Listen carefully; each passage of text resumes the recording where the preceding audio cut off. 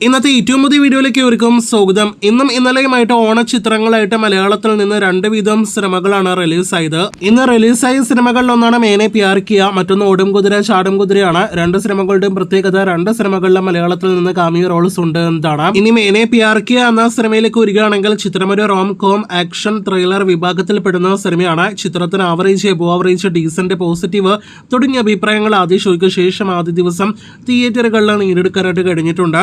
ആദ്യ പകുതിയേക്കാൾ 2ാം പകുതി മികച്ച അഭിപ്രായങ്ങൾ നേടിയെടുത്തതോടെ അതോടൊപ്പം തന്നെ ആന്റണി വർഗീസ് പെപ്പയുടെ കാമിയോ റോൾ കൂടി സിനിമയിൽ വന്നതോടെ ആകെ മൊത്തത്തിൽ സിനിമയെ കണ്ടിരിക്കാം എന്ന ലെവലിലേക്ക് എത്തിക്കുന്ന ഒരു കാഴ്ച ഏറ്റവും കുറഞ്ഞത് നമുക്ക് കാണാനായിട്ട് കഴിഞ്ഞിട്ടുണ്ട്.